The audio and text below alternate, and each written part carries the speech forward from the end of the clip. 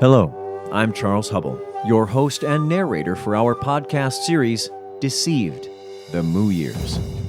Deceived, the Moo Years is the true story of one young man's compelling, at times terrifying, former involvement with the martial arts cult Chung Moo Quan. The following story you are about to hear is true. It took place between 1980 and 1996. Most of the names have been changed. There are other versions of the story. My name is Russell Johnson, and this one is mine.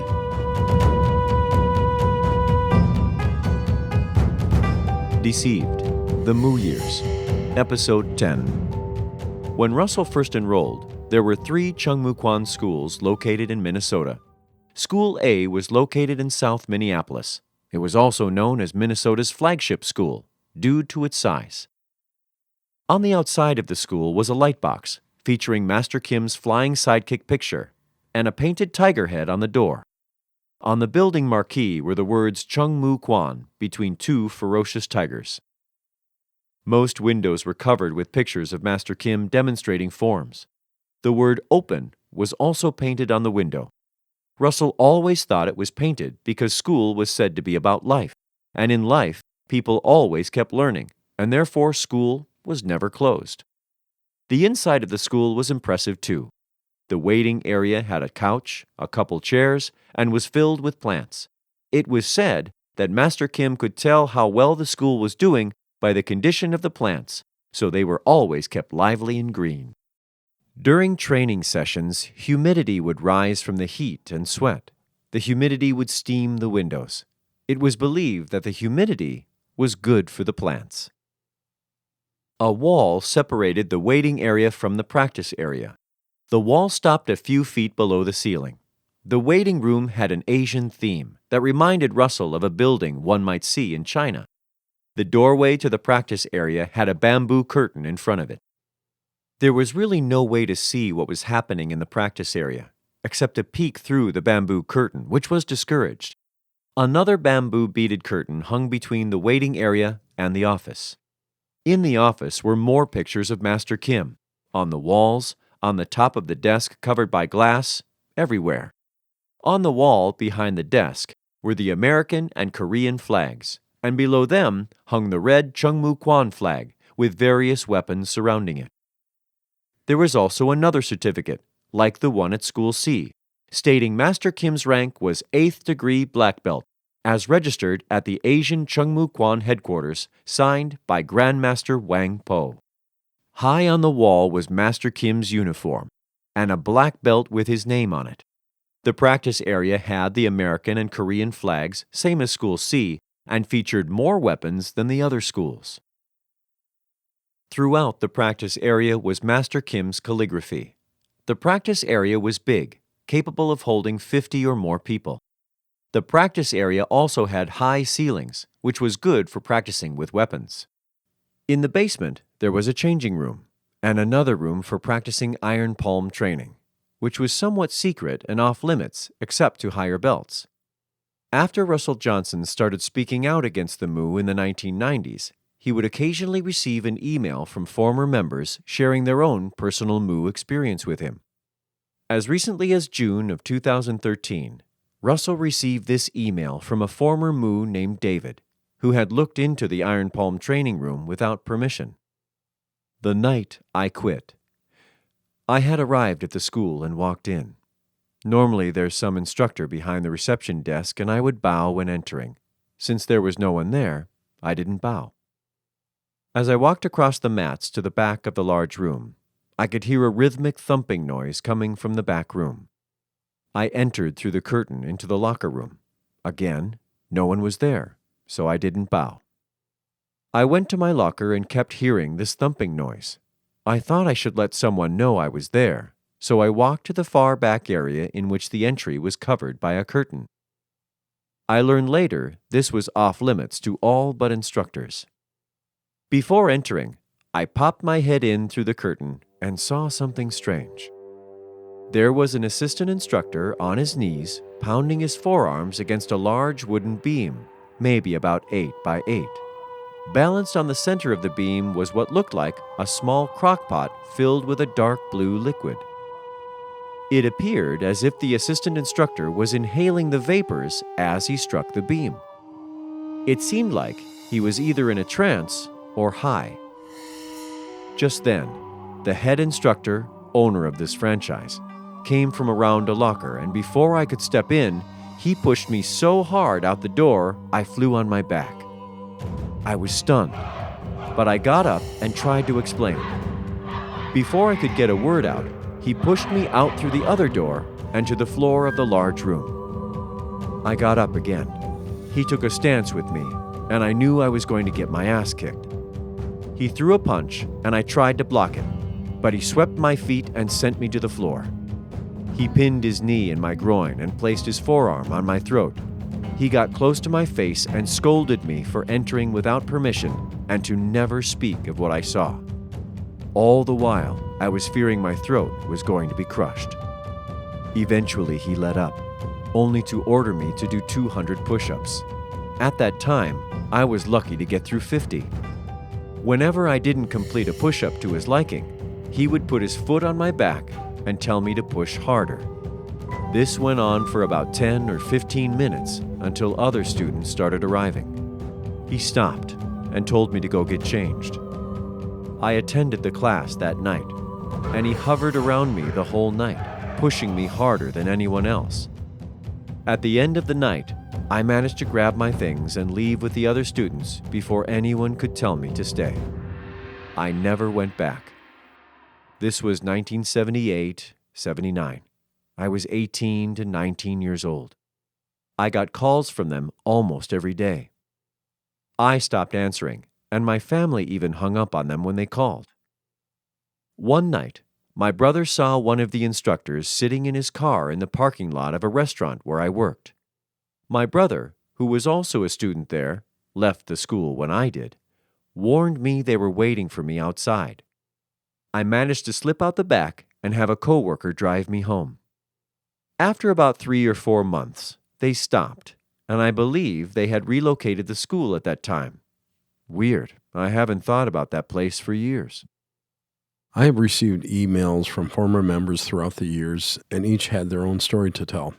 Chung Moo Quan claimed to teach true communication, that by training in the Moo, you would learn to better understand yourself, and relationships with family and friends would improve. But for many, that was not what happened. At times it would be overwhelming to hear the stories of former members, so many lives ruined for the greed of one man, John C. Kim. School A. From the time you walked into School A, it was impressive and designed like a Hollywood film set. Russell believed that every last detail had been carefully conceived to psychologically influence anyone who walked through the door. School A was the flagship school and the only school that Master Kim would visit when he was in Minnesota. School B was located in an old building in St. Paul. Although it had the standard Chung Moo Quan school design, it was more chopped up, with multiple rooms, and a dingy basement that was used for testing. Russell's home school, School C, was the smallest, but it held special meaning for him, because that's where he had been taught by Aiden Gonzalez. In 1987, Chung Moo Quan started expanding. This could have been in response to Pam Zeckman's news expose, of which the investigation part was underway. School D would open in White Bear Lake. When a Chung Moo Quan school was being built, no one slept until it was finished. Over the course of a few days, an empty room would become the new school. Instructors and assistants painted the walls in traditional Chung Moo Quan light blue, built all the woodwork. They did everything. Select assistants and instructors contributed money for building supplies and turned over the receipts to the school. The workers were well fed. Several times, instructors' wives would prepare a feast, and the school ordered massive amounts of pizza. No one went hungry when a school was being built. Unfortunately, less attention was paid to safety. During times of sleep deprivation, at least one assistant fell asleep behind the wheel and crashed his car. Russell was part of a team to build the light boxes for the new school in Bloomington, Minnesota. These light boxes had a picture of Master Kim performing a flying sidekick with a water tower in the distance. Working in a garage at a remote location, everyone was tired. One assistant, who was cutting a board, nearly cut off his finger. As the highest belt there, Russell made the decision to send everyone home to get some sleep. The windows would still be there for the light boxes, but a finger could not be replaced. The order to build the boxes had come directly from National Instructor Jared Jacobson, so Russell accepted that he was going to be reprimanded for sending everyone away. The next day, a particularly nasty National Instructor Jared asked, who was Russell to disobey his orders? Russell was sure Jared would have made him do push-ups, but Master Kim had said Russell never had to do push-ups again. Russell tried to explain that he was looking out for his lower belts, but this answer infuriated Jared even more. Jared repeated his question, asking who he was to know what's best for them, and Russell should trust in the higher belts to know what's good for the students. For months, Russell stewed in anger, because National Instructor Jared repeatedly denied that Russell had come to school for help with his arms, and was told to wait. Each time, Jared asked Russell why he went to the hospital instead of the school. Russell's antipathy grew. The way he saw it, National Instructor Jared and Keith Brown broke the main line of respect toward him, their lower belt, and there was nothing he could do about it. Russell began to question National Instructor Jared's judgment on what was good for the students. By this time in my training, I started to become resentful of my treatment after my injury. I was proud of myself that I could get out of the hospital on Saturday and be back teaching class that Monday. But Jared would shake his head at me and ask why I went to the hospital. And by this time, when the new school was being built, I had grown tired of hearing this bullshit. And the inner part of me that had been silent was yelling out, "Fuck you, Jared." I had no reason to keep people up like this for days, bringing them close to cutting their fingers off and crashing cars. The sleep deprivation was about mind control and fucking with our minds. Touching Master's writing. During the construction, Russell was helping clean up, as instructors were getting ready to hang Master Kim's calligraphy on the wall. The writings would have a translation below the calligraphy in English. They would say things like, "One mind, united we stand, divided we fall. Peace, courage, practice." When Russell moved one of Master Kim's writings, head instructor Mason Holmes told him not to touch it. He asked how Russell felt after touching it. Did he feel dizzy? Russell felt nothing. Mason told him that only higher belts should handle Master Kim's writings, because by touching it, too much mind could get in. It was said that Master Kim could put his mind into these writings, so one must have a strong mind even to touch it. There was a story in school of a student that touched one of Master Kim's pictures, froze, and went into a trance. The instructor got Master Kim on the phone, put the phone to the student's ear.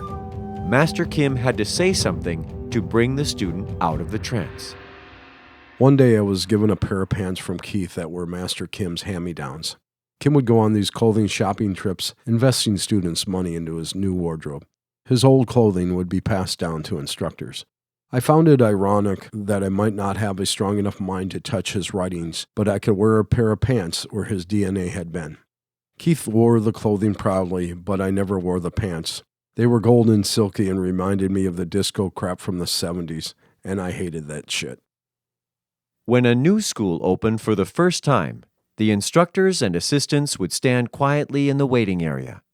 Inside the practice area, the national instructors placed a prayer from Master behind the Korean and American flags. This was similar to a christening ceremony, in this case, the blessing of Master Kim. Believing that Master Kim had the ability to put his mind into objects, this ritual allowed Master Kim to put his mind into the school. From that day forward, when they entered the practice area for the first time each day, they would stand toward the flags in bowing position. This was a long bow, so they could clear their minds of all outside influences and direct their thoughts towards Master Kim and Chung Moo Quan training. The ritual was silent and meditative. Russell would learn years later that the prayer note placed behind the flags asked to make Master Kim one of the richest men in the world. Russell thought Master Kim believed that if enough instructors bowed to the flags and thought about him, it would increase the chances of the prayer being answered. Schools, businesses. There were two kinds of instructors in Chung Moo Quan. First was a direct line instructor who handled and taught at school. The second was an indirect instructor who worked for a Chung Moo Quan business. They had several businesses in Chicago, including a printing company that printed labels, and an herbal and cosmetic company. Head instructor Mason Holmes called Russell into the office, told him to find a job at a printing company. There was an opportunity to work at the school-owned printing company in Illinois, so Russell was to find a job in Minnesota to gain experience running a flexographic printing press. In one way, Russell was excited to have the eventual opportunity to go work for a school-owned business and also to work with instructor Andy. But at the same time, he suspected he was no longer being considered for the position of a direct instructor. From the time Russell started training at school, his only goal was to be an instructor who taught the Chung Moo Quan style of martial arts. He questioned, to himself, if the injury to his arms was the reason he was being looked at as an indirect instructor. Russell called every printing company in the Minneapolis area. After several interviews, he was hired at a company called American Screen Printing. It was not the same kind of printing company that the school had, but for someone with no printing experience, it was a foot in the door. At that time, Russell was training at school at night and then went to work cleaning Yorktown Mall in Edina, Minnesota, with James Holt and sometimes another assistant. Russell never really liked screen printing and was tired all the time, so it was hard to concentrate on learning a new skill. When he got calls at work, sometimes the boss heard his series of repeated, "Yes, instructor, yes, instructor, yes, instructor." The boss must have thought something was off about Russell. Russell worked there for several months, until he was hired at Ace Label in Hopkins, Minnesota. There, he became an apprentice press operator, running a Mark Andy flexographic press, the same kind the school used in its printing operations. Russell had been told to go out and get a job running that press, and he did. When the school told you to get something done, you did it. I had this idealistic image of instructors in Chicago driving nice cars and running these successful companies. That was the image my instructors sold to me. Now here I was in line to be given the so-called opportunity to go work at the school's printing company with my friend Andy. As my luck had it, I would exit the school before it could be relocated. Years later, I'd hear horror stories about the true living conditions and Andy sleeping by the printing press. It sounded like slave labor to me. If you have ever driven when you were tired and found yourself home without remembering the last 3 turns, then you know the semi-hypnotic state that cult members can find themselves in. All decisions are automatic, decided by someone else higher in the organization. Sleep deprivation, repetition, the holding of forms or positions, etc., all make it easier to control the cult member. Now Russell worked 3 jobs to pay for training and rent. His day would start at Ace Label. Next, he worked at TJ Maxx for the clothing discounts because instructors told Russell that he needed to dress better. They wanted lower belts to think of him as a symbol of financial success. After that, he was off to school to train and to handle class. Next, he went to clean Yorktown Mall with James Holt. Sometimes he would get done in time to make it home to sleep. Other times, he would sleep in his car in the Ace Label parking lot. A few times, his boss caught him sleeping in the car and woke Russell to start work. Russell was tired all the time. One day, he was so tired that he cranked down too hard on the printing plate, causing around $2,000 worth of damage. To his surprise, he wasn't fired, but he didn't feel he was cut out for this type of work. Being sleep-deprived did not help. After one training session of a group of 30 or so, the regional head instructor told them to look at the person next to them. He said that some in the room would not make it in Chung Moo Quan training. Some would quit. When you quit, you no longer had Master Kim's direction. You were no longer connected to the strongest mind. So you would no longer have a true direction in life. You would be lost in a forest with no way out. They would refer to people who left school as walking dead. When Aiden Gonzalez left, school told Russell that Aiden went crazy and lost his mind. They would also refer to this as dochi mind, drunken mind. The regional head instructor's words instilled in Russell's mind the fear that if he left school, he too would be walking dead. People outside of school were called outsiders. Interestingly, a few months later, the regional head instructor himself left training. No one in the room that day trains any longer. The idea was that the worst thing that could happen to you was to leave the school. That to do so was to lose Master Kim's direction, your connection to the world's strongest mind and body. As stated by National Instructor Fred, he could only compare it to being lost in the forest with no guide out. Perhaps you could find your way out, but do you really want to take that chance? Instructors who left the school were referred to as walking dead. The term walking dead did not mean that the school was going to kill the instructor or something like that. It just meant, without Kim's directions, that they are now like zombies, and the term was used years before the TV show. Loyal students are promised salvation, and Chung Moo Quan has an ominous term for those who quit. And that's what they said to me when I left, is you are walking dead. Another course. In spring 1988, Russell was told he was going to be recommended for the school's Olympic course. If he was accepted, the balance owed on his black belt course would be canceled. He brought in his $1,500 cash down payment in a plain white envelope and was accepted into the Olympic course, which cost $15,000 to $20,000. Russell agreed to pay $350 per month and signed another contract. Again, he was not given a copy. In October 1988, Russell was told he was going to be recommended for the school's instructor's course. If accepted, the rest of what he owed on his Olympic course would be canceled. He brought in his $650 cash down payment in a plain white envelope and was accepted into the instructor's course, which cost between $20,000 and $30,000. Again, Russell signed a contract. Again, he was not given a copy and knew better than to ask for one. Every time he thought he had reached the last course, another one would be invented. What Russell spent on lessons was more money than some and much less than others. He would later hear of a certificate course costing as much as $100,000. Here is a recap of the lessons. Regular lessons, $35 per month. Private lessons, $70 per month.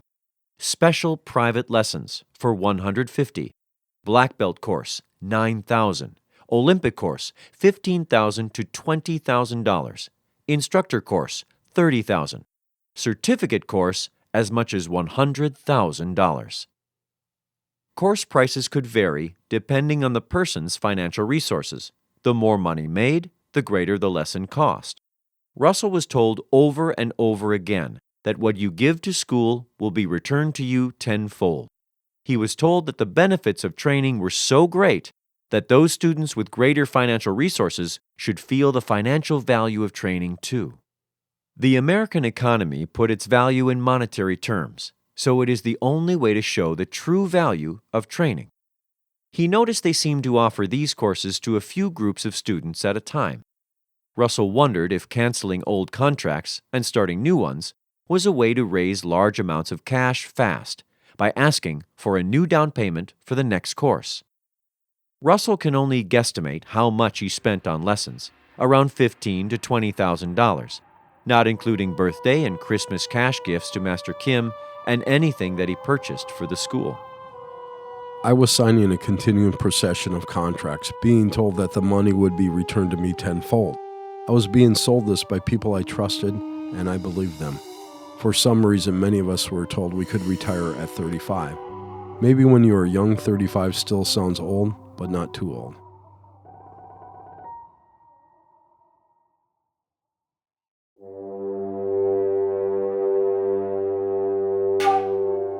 Next week on Deceive the Mooyers, the death of John Bryce Maddox.